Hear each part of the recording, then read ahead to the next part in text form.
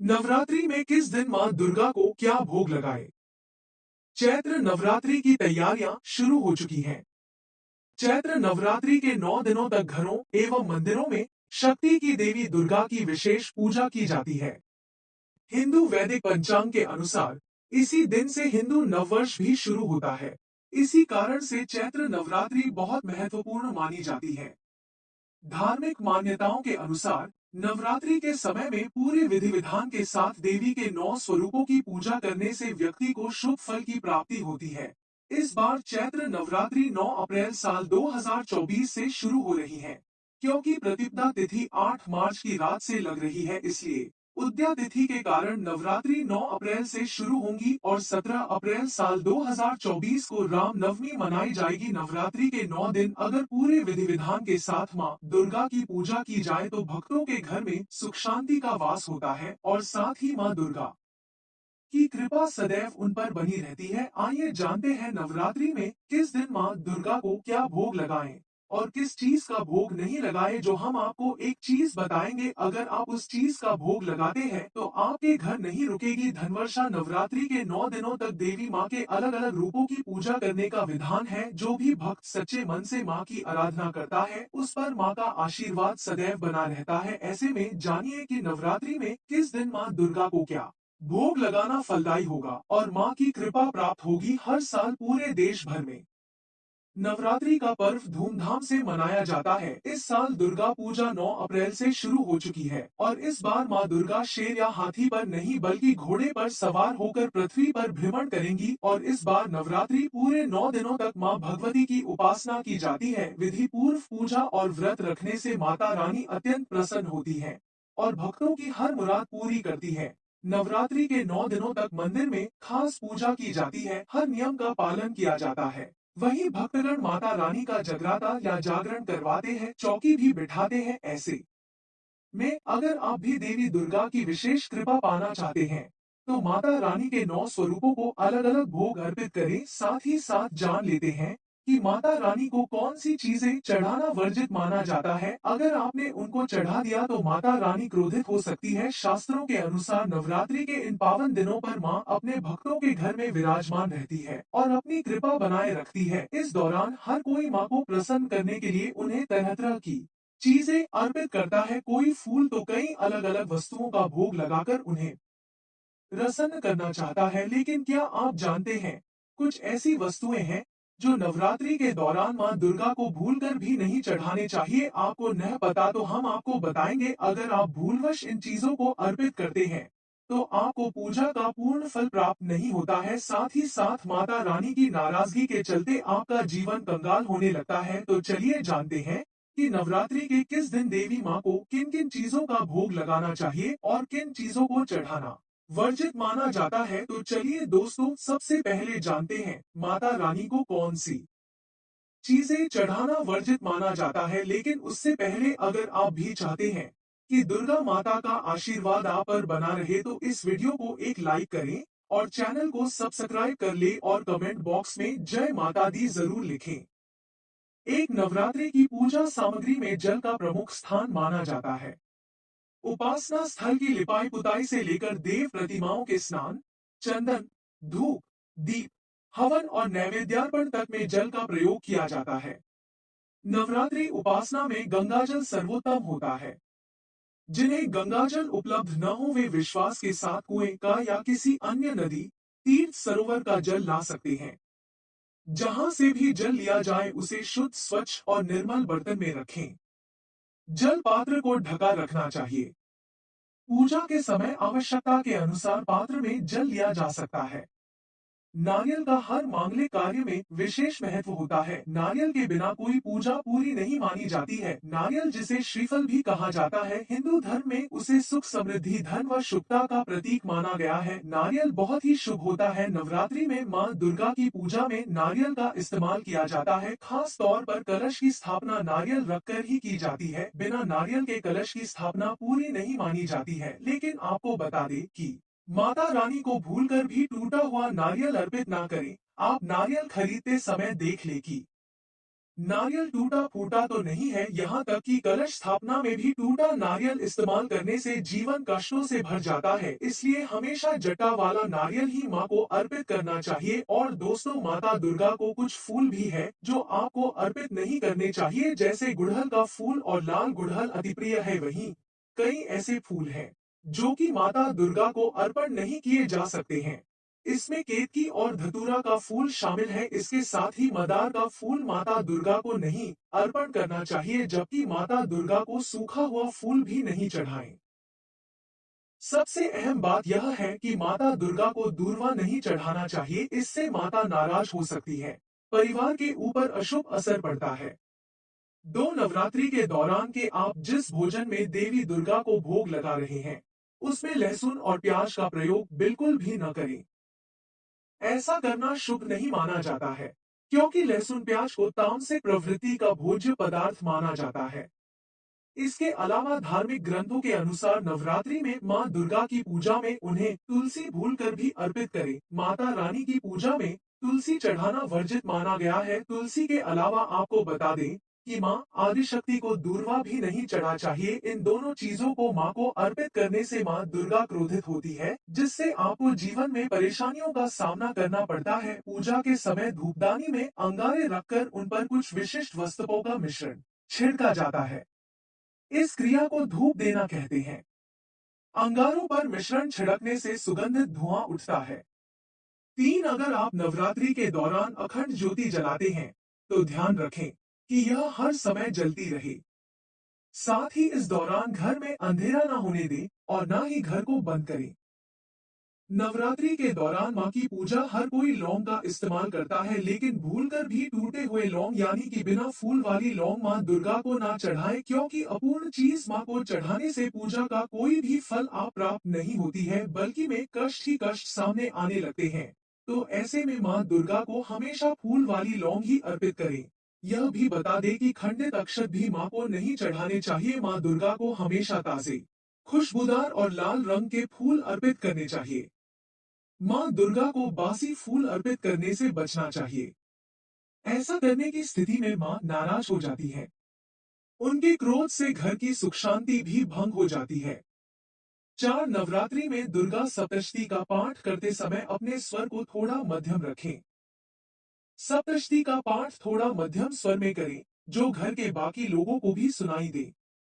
दुर्गा सप्तशती का पाठ करते समय कवच, कीलक और अर्गला स्त्रोत का पाठ करने के बाद ही पाठ आरंभ करें। देवी दुर्गा को मदार, हर सिंगार और आग के फूल भी नहीं चढ़ाने चाहिए। इन फूलों को चढ़ाने से मां नाराज हो जाती है। इतना नहीं, आपको यह भी बता दें कि अपवित्र स्थल पर उत्पन्न हुए फूल कलियां और फूलों की पत्तियां तोड़कर भी गलती से माता रानी को अर्पित न करें। इसके अलावा मां को जो फूल अर्पित कर रहे हैं, उन्हें सगे नहीं यानी कि सगे हुए पुष्प, गिरे हुए पुष्प और मुरझाए हुए पुष्प मां को न चढ़ाएं। इससे जीवन में आपको आर्थिक तंगी झेलनी पड़ती है। बता दें कि मां को हमेशा लाल रंग के पुष्प भी अर्पित करें, खास तौर पर कमल का फूल चढ़ाना अति शुभ होता है। 5, तो वहीं नवरात्रि के दौरान माता रानी की पूजा में कोई भी खंडित चीज यानी कि टूटा या चटका हुआ दीपक और चटका हुआ बर्तन इस्तेमाल ना करें। साथ ही यह ध्यान रखें कि लोहे और प्लास्टिक के बर्तन आप माता रानी की पूजन में इस्तेमाल ना करें। 6, चलिए अब जानते हैं नवरात्रि में माता के 9 स्वरूपों को 9 दिन कौन कौन सा भोग लगाए। 1, नवरात्रि का पहला दिन माँ शैलपुत्री। नवरात्रि के पहले माँ शैलपुत्री की पूजा की जाती है। माता शैलपुत्री की उपासना करने से अच्छी सेहत और सुखी जीवन का आशीर्वाद मिलता है। वहीं कुंभारी कन्याओं को मनचाहा जीवन साथी की प्राप्ति होती तो माँ शैलपुत्री की कृपा पाने के लिए उन्हें दूध और घी से बनी सफेद रंग की मिठाई का भोग लगाएं। 9 अप्रैल को नवरात्रि का पहला दिन है। इस दिन मां दुर्गा के शैलपुत्री यानी हिमालय की बेटी की रूप की पूजा की जाती है। मां शैलपुत्री का पसंदीदा रंग पीला है। ऐसे में नवरात्रि के पहले दिन पीले रंग के कपड़े पहनना शुभ होता है। 2, नवरात्रि का दूसरा दिन मां ब्रह्मचारिणी। नवरात्रि के दूसरे दिन मां ब्रह्मचारिणी की उपासना की जाती है। माता दुर्गा के दूसरे स्वरूप मां ब्रह्मचारिणी चीनी या गुड़ का भोग लगाए। कहते हैं कि ऐसा करने से अकाल मृत्यु का खतरा टल जाता है। साथ ही मां ब्रह्मचारिणी लंबी आयु का भी वरदान देती है। नवरात्रि के दूसरे दिन भक्त जीवन में विकास और सफलता पाने के लिए मां ब्रह्मचारिणी की पूजा की जाती है। ब्रह्मचारिणी का अर्थ होता है जो ब्रह्मा जी के बताए हुए आचरण पर चले। जीवन में सफलता पाने के लिए अनुशासन रहना जरूरी है। इस दिन हरे रंग के कपड़े पहनने चाहिए। तीन नवरात्रि का तीसरे दिन मां चंद्रघंटा नवरात्रि के तीसरे दिन मां दुर्गा के चंद्रघंटा रूप की पूजा की जाती है। मां चंद्रघंटा को दूध या मेवा से बसे बनी चीजों का भोग लगाने से भक्तों को सभी दुख तकलीफों से छुटकारा मिलता जाता है। मां चंद्रघंटा जिन भक्तों से प्रसन्न रहती है उन्हें किसी चीज की कमी नहीं रहती है। मां चंद्रघंटा संतुष्टि की देवी मानी जाती है। जीवन में कल्याण और संतुष्टि पाने के लिए नवरात्रि के तीसरे दिन भक्त मां चंद्रघंटा की पूजा करते हैं। मां चंद्रघंटा का पसंदीदा रंग भूरा है। ऐसे में नवरात्रि के तीसरे दिन भूरे रंग के कपड़े पहनना शुभ होता है। चार नवरात्रि का चौथा दिन मां कुष्मांडा नवरात्रि के चौथे दिन मां कुष्मांडा की पूजा का विधान है। इस दिन माता रानी का मालपुआ का भोग जरूर लगाए। मालपुआ का भोग लगाने से मां कुष्मांडा बुद्धि बल और तरक्की का आशीर्वाद देती है। नवरात्रि के चौथे दिन देवी दुर्गा के चौथे रूप मां कूष्मांडा की पूजा की जाती है। ये देवी भय को दूर करती है। सफलता की राह में सबसे बड़ा रोड़ा भय को माना जाता है। मां कूष्मांडा का पसंदीदा रंग नारंगी माना जाता है। ऐसे में इस दिन नारंगी रंग के कपड़े पहनना सबसे शुभ माना जाता है।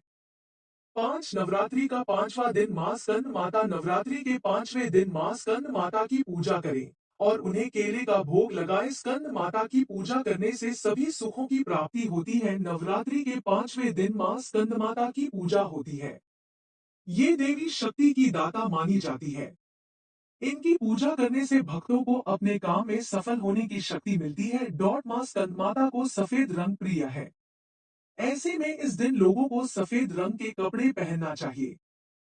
छह नवरात्रि का छठा दिन मां कात्यायनी नवरात्रि के छठे दिन मां कात्यायनी की उपासना करने से व्यक्ति को किसी प्रकार का भय या डर नहीं रहता है। मां कात्यायनी को शहद या मीठा पान का भोग लगाएं। ऐसा करने से माता रानी आपकी हर इच्छा को पूरी करेंगी। नवरात्रि के छठे दिन मां कात्यायनी की पूजा की जाती है। ये स्वास्थ्य की देवी है। जीवन में सफलता पाने के लिए शरीर का निरोगी होना जरूरी। देवी दुर्गा के इस रूप की पूजा कर भक्त खुद के स्वस्थ रहने की कामना करते हैं। मां कात्यायनी को लाल रंग पसंद है। ऐसे में इस दिन भक्तों को लाल रंग के कपड़े पहनना चाहिए। सात नवरात्रि का सातवां दिन मां कालरात्रि नवरात्रि के सातवें दिन मां कालरात्रि की पूजी की जाती। मां कालरात्रि को गुड़ का भोग लगाना फलदायी होता है। माता कालरात्रि को गुड़ का भोग लगाने से घर परिवार में मिठास बनी रहती है और नकारात्मक शक्तियां घर में प्रवेश नहीं करती हैं। देवी दुर्गा का सातवां रूप कालरात्रि का है। काल काल यानी समय और रात्रि मतलब रात। जो सिद्धियां रात के समय साधना से मिलती हैं, उन सब सिद्धियों को देने वाली माता कालरात्रि हैं। इनकी पूजा नवरात्रि के सातवें दिन होती है। माता कालरात्रि को नीला रंग पसंद है। ऐसे में इस दिन लोगों को नीले रंग के कपड़े पहनना चाहिए। आठ नवरात्रि का आठवां दिन मां महागौरी नवरात्रि में अष्टमी पूजा का विशेष महत्व होता है। इस दिन लोग कन्या पूजा भी करते हैं। नवरात्र के आठवें दिन मां गौरी की पूजा की जाती है। माता गौरी को नारियल और खीर का भोग लगाना चाहिए। ऐसा करने मां गौरी आपकी हर अधूरी मुराद पूरी करेंगी। नवरात्रि के आठवें दिन अपने पाप कर्मों के काले आवरण से मुक्ति पाने और आत्मा को फिर से पवित्र और स्वच्छ बनाने के लिए देवी दुर्गा के आठवें रूप महागौरी की पूजा की जाती है। माता महागौरी को गुलाबी रंग अति प्रिय है। इस दिन भक्तों के लिए गुलाबी रंग के कपड़े पहनना शुभ है। नौ नवरात्रि का नौवां दिन मां सिद्धिदात्री नवरात्रि में नवमी पूजा भी खास महत्व रखता है। कि दिन मां सिद्धिदात्री की पूजा की जाती है। इस दिन मां सिद्धिदात्री को चने और हलवे का भोग लगाए। मां दुर्गा का आठवां रूप है सिद्धिदात्री। भगवान शिव ने देवी के इसी स्वरूप से कई सिद्धियां प्राप्त की थी। इनकी पूजा नवरात्रि के 9वें दिन की जाती है। इन्हें बैंगनी रंग काफी पसंद है। इस दिन भक्तों को बैंगनी रंग के कपड़े पहनने चाहिए और नवमी के दिन भी कन्याओं को भोजन करवाया जाता है। 10 चैत्र नवरात्रि क्यों मनाते हैं? रंभासुर नाम के असुर का एक पुत्र महिषासुर था। वह बहुत ही शक्तिशाली था। अमर होने के लिए उसने भगवान ब्रह्मा घोर तपस्या की। खुश होकर भगवान ब्रह्मा ने उसे दर्शन दिया और वरदान मांगने को कहा। जब महिषासुर ने अमरत्व का वरदान मांगा तब ब्रह्मा देव ने यह कहा कि जिसने जन्म लिया है उसकी मृत्यु होगी। दूसरा वरदान मांगो। तब महिषासुर ने कहा कि उसे ऐसा वरदान दे जिससे कोई देवता, दानव और मानव उस पर विजय प्राप्त नहीं कर सके। उसकी मृत्यु केवल किसी स्त्री के हाथों से ही हो। उसने ऐसा वरदान यह सोचकर मांगा था कि कोई स्त्री इतनी शक्तिशाली नहीं हो सकती जो उसे मार सके। वरदान पाने के बाद तीनों लोगों पर महिषासुर का आतंक बढ़ गया। तीनों लोगों पर उसका अधिकार हो गया। देवताओं को उनके लोक से निकाल दिया। ऐसे में देवी देवताओं ने धर्म स्थापना और महिषासुर के अत्याचारों से मुक्ति के लिए मां दुर्गा का आह्वान किया। आह्वान सुनकर देवी दुर्गा ने खुद को चैत्र नवरात्रि के दिन 9 रूपों में प्रकट किया। देवताओं ने देवी के इन 9 रूपों को अस्त्र शस्त्र देकर महिषासुर का वध करने का आग्रह किया। इन 9 रूपों को प्रकट करने का क्रम चैत्र माह की शुक्ल प्रतिपदा से नवमी तक चला। ऐसे में इन 9 दिनों को चैत्र नवरात्रि के तौर पर मनाते हैं।